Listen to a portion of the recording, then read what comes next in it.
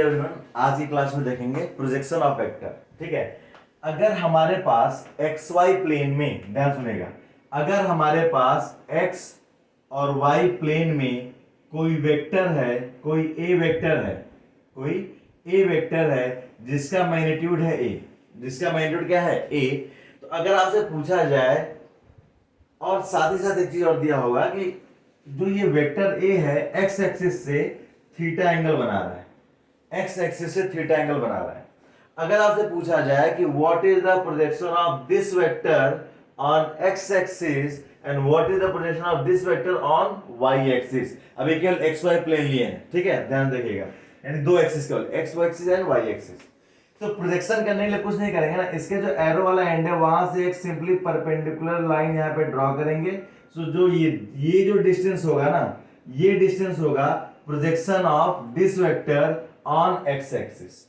अगर ध्यान से देखा जाए तो ये राइट एंगल ट्राइंगल है, ये बेस, ये परपेंडिकुलर, ये हाइपोटेनस, थीटा के सामने वाला साइड परपेंडिकुलर जिससे बना है बेस। अगर ध्यान से देखा जाए इसको फाइंड करें, मान लेते हैं कि इस वेक्टर का जो एक्स एक्सिस की डायरेक्शन में जो कंपोनेंट है जिसको प्रोजेक्शन ऑफ वेक्टर है अलोंग एक्स एक्सिस बोलते हैं, अगर मान लिया जाए कि वो ax है, वो ax है, बात समझ में आ गया। ये हाइपोटेनस का लेंथ कितना है a है, मैग्नीट्यूड किसको रिप्रेजेंट करता है तो लेंथ को रिप्रेजेंट करता है। अगर बेसिक ट्रिग्नोमेट्रिक फार्मूला हमें पता है, क्या कह सकते हैं कि राइट एंगल ट्रायंगल हमें रिलेशन किसमें चाहिए तो बेस और हाइपोटेनस में चाहिए। क्या cos यूज कर सकते हैं, क्या cos theta is equal to simply base ax upon hypotenuse that is a, so ax will be is equals to simply a cos theta, a cos theta।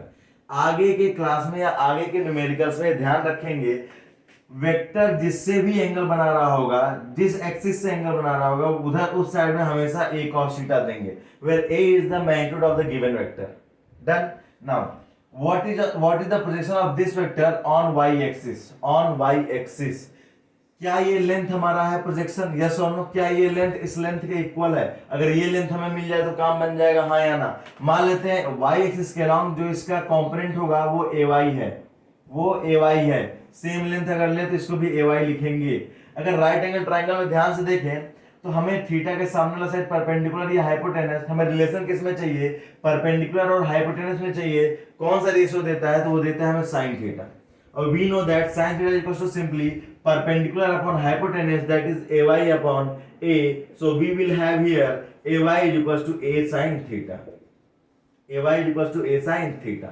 अब ध्यान से सुनिए, इस a वेक्टर को, इस a वेक्टर को ऐसे लिखा जा सकता है, कैसे, देखिए बोर्ड पर, कि इस वेक्टर का ax कंपोनेंट x डायरेक्शन में है तो हम इसको लिख सकते हैं ax i cap. I cap बताता है किस डायरेक्शन के बारे में, एक्स डायरेक्शन के बारे में बताता है, और कैप का मतलब ये हो गया कि यूनिट वेक्टर है, मतलब ये पूरा जो वेक्टर है यूनिट वेक्टर केवल डायरेक्शन के बारे में बता रहा है, मैग्नीट्यूड वाइड इसका कोई भी रोल नहीं है। यानी ए वेक्टर का एक्स हिस्सा एक्स डायरेक्शन में है, और ए वेक्टर का ये जो ए वाई हिस्सा किस डायरेक्शन में है, कंपोनेंट किस डायरेक्शन में है तो y एक्सिस में, और y एक्सिस को डायरेक्शन को बताया जाता है j कैप से, और सिमिलर मैनर z एक्सिस को बताते हैं k कैप से। तो वेक्टर को कुछ ऐसे लिखेंगे। अगर आपको क्वेश्चन में दिया हो ना कि वेक्टर a का ax कंपोनेंट x एक्सिस में है और y कंपोनेंट y एक्सिस में है, तो आप उस कंपोनेंट को डायरेक्टली यूज करके इस पूरे वेक्टर को लिख सकते हैं, या वेक्टर को देख के भी आप बता सकते हैं कि इसका कौन सा कंपोनेंट x एक्सिस में है, कौन सा कंपोनेंट y एक्सिस में है। पहली बात। दूसरा, हमने देखा थी अगर इस वेक्टर का मैग्नीट्यूड फाइंड करेंगे, मैग्नीट्यूड ऑफ दिस वेक्टर, तो क्या हम इसको सिंपली ऐसे लिखेंगे, यस और नो, या फिर सिंपल एक लेटर लिख सकते हैं, और ये होता है square root of X axis का जो आई जो कैप है ना, इसका कोएफिशिएंट का स्क्वायर प्लस जे कोएफिशिएंट का स्क्वायर। ठीक है, देखिएगा ध्यान से, स्क्वायर रूट अगर दोनों साइड अगर स्क्वायर कर दे तो स्क्वायर रूट हट जाएगा, then it will be a square equals to simply ax square plus ay square. अब ध्यान देखिएगा, हमने ऑलरेडी ax फाइंड कर रखा है which is a cos theta, और अगेन ये इंपॉर्टेंट है, ध्यान रखना बच्चे आगे के लिए, और ay जो है a sin थीटा। अगर आप यहां पुट करते हैं a cos theta whole square plus a sin theta whole square होगा क्या, ये स्क्वायर जब ब्रैकेट के अंदर आएगा तो इसको भी स्क्वायर मिलेगा, इसको भी स्क्वायर मिलेगा, then it will be simply A square equals to A square cos square theta plus A square sine square theta. बात समझ में आ गया? अगर आप देखें यहां पर तो ए स्क्वायर कॉमन ले लें तो अंदर बचेगा cos square theta plus sine square theta, simply क्या हो जाता है 1 हो जाता है, we will have A square equals to A square. तो इसमें रिलेशन में क्या इंपॉर्टेंट है, आपको ये रिलेशन में ये जानना बहुत इंपॉर्टेंट है कि वेक्टर का एक्स एक्सिस का कंपोनेंट क्या रिप्रेजेंट करता है, अगर वेक्टर का मैग्नीट्यूड पता है आपको, और वाई एक्सिस का कंपोनेंट क्या रिप्रेजेंट करता है अगर वेक्टर का कंपोनेंट पता है आपको। तो ये तो एक्स और वाई एक्सिस के बारे में बात हो गया। अगर कोई वेक्टर 3 डायमेंशन में दिया हो, मतलब एक्स एक्सिस, वाई एक्सिस और जेड एक्सिस भी वहां प्रेजेंट हो, इन दैट केस अगर उससे रिलेटेड कोई क्वेश्चन आता है तो उसे कैसे लिखेंगे, कैसे समझेंगे, जरा ध्यान से सुनिएगा। बहुत बेसिक क्वेश्चन आता है, उसको एक बार समझते हैं। तो हमारे पास अब क्या आ गया 3 dimension, that is X axis, Y axis and Z axis. 2 dimension में 3 डायमेंशन बना है, ध्यान से सुनिएगा, इमेजिन करिएगा इसको। तो कोई वेक्टर हमने लिया वेक्टर ए जिसका मैग्नीट्यूड है ए, इसका प्रोजेक्शन ऑन एक्स एक्सिस।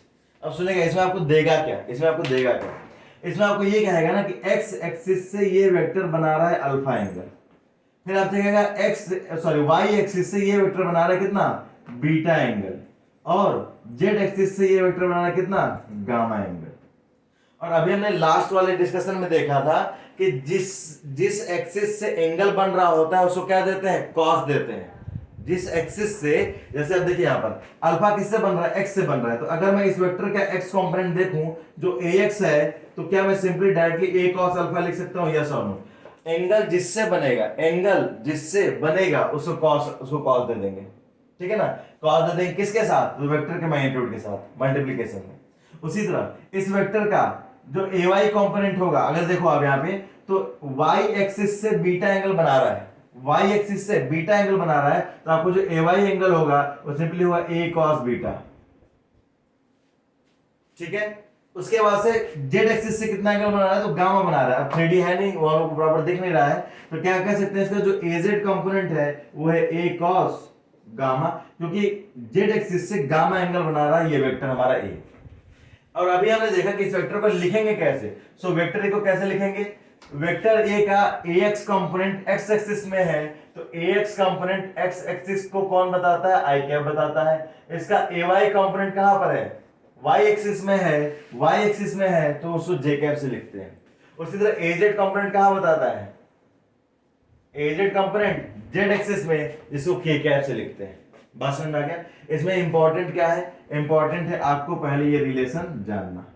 जरूरी नहीं कि अल्फा बीटा गामा के टर्म्स में दिया हो, बस इतना आप याद रखना कि एक्स एक्सिस से जो एंगल बना रहा होगा वो a cos जो भी एंगल बोलते हैं, y एक्सिस जो एंगल बना रहा है तो a cos जो भी एंगल होगा, z एक्सिस से जो एंगल बना रहा है a cos जो भी एंगल होगा। बात समझ में आ गया?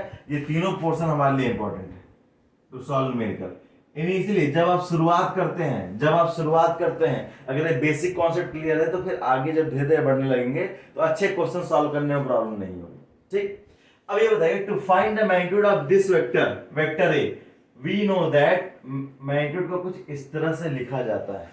और क्या सिंपली एक सिंपल लेटर ए से लिख सकते हैं, यस और नो? और ये होगा सिंपली अंडर रूट में ax square plus ay square plus az square.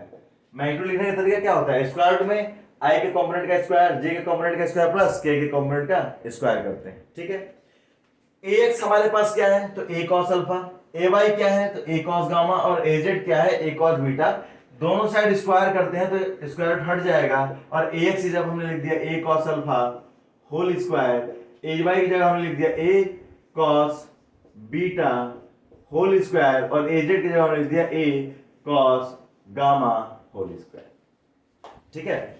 यहां पर अगर देखा जाए अगेन स्क्वायर दोनों के पास जाएगा, a के पास भी जाएगा, cos के पास जाएगा, तो आप इसको लिख सकते हैं simply a square equals to a square cos square alpha plus a square cos square beta plus a square cos square gamma.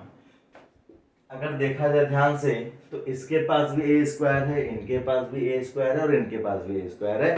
क्या a स्क्वायर कॉमन ले सकते हैं क्या? ए स्क्वायर कॉमन लीजिए, ब्रैकेट में आएगा cos square alpha plus cos square beta plus cos square gamma. Now क्या ए square से ए स्क्वायर कैंसिल हो सकता है? हो सकता है। यहां पे हमारे पास बचेगा 1। क्या इसको लिख सकते हैं cos square alpha plus cos square beta plus cos square gamma is equal to 1। बहुत ही इंपॉर्टेंट रिलेशन है। अगर एक क्वेश्चन सामने आ गया, अगर आपको याद है तो सॉल्व करने में कभी कोई दिक्कत नहीं होगी। Alpha is the angle of vector with X axis, beta is the angle of vector with Y axis, gamma is the angle of vector with z axis, and the relation of them, that is cos square alpha plus cos square beta plus cos square gamma is equals to 1। और ये relation तो clear ही है, ठीक है। ये relation अगर आपको एक बार याद है तो आप न्यूमेरिकल सॉल्व करिए, 100% न्यूमेरिकल सॉल्व होंगे। ओके, जय हिंद एवरीवन।